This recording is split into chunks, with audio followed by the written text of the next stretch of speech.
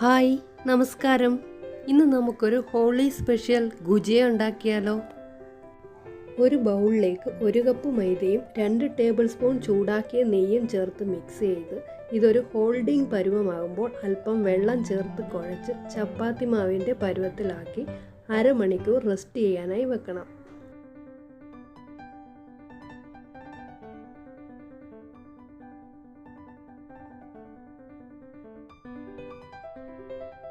അപ്പോഴേക്കും നമുക്ക് ഇതിനാവശ്യമായ ഫില്ലിംഗ് തയ്യാറാക്കാം.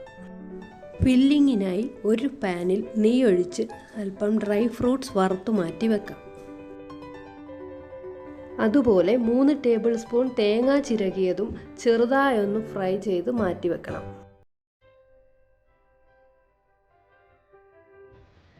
ഇതേ പാനിലേക്ക് അല്പം നെയ്യ് ഒഴിച്ച് ചൂടാക്കി 1 കപ്പ് റവ വറുത്തെടുക്കണം.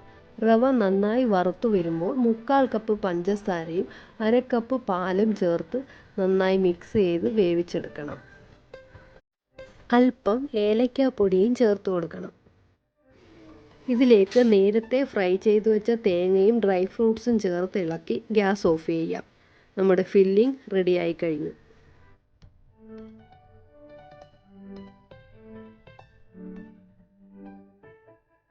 അരമണിക്കൂറിന് ശേഷം മാവ് നല്ല സോഫ്റ്റ് ആയിട്ടുണ്ട്. ഇത് ചെറിയ ബോളുകളാക്കി പൂരിക്കൊക്കെ പരത്തുന്നത് പോലെ ചെറുതായി പരത്തിയെടുക്കണം.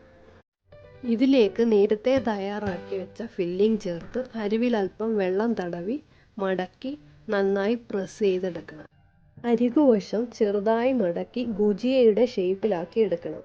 മോൾഡ് ഉള്ളവർ ആ രീതിയിൽ ട്രൈ ചെയ്യാം.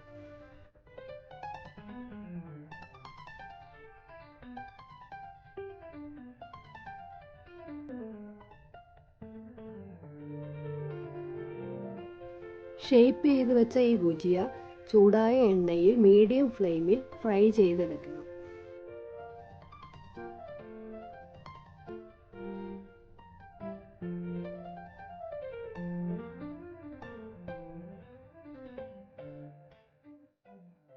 നല്ല ക്രിസ്പി ആയിട്ടുള്ള ഗുജിയ റെഡിയായി കിട്ടി. എല്ലാവരും ട്രൈ ചെയ്ത് നോക്കണം. എല്ലാവർക്കും ഹാപ്പി ഹോളി. Thank you.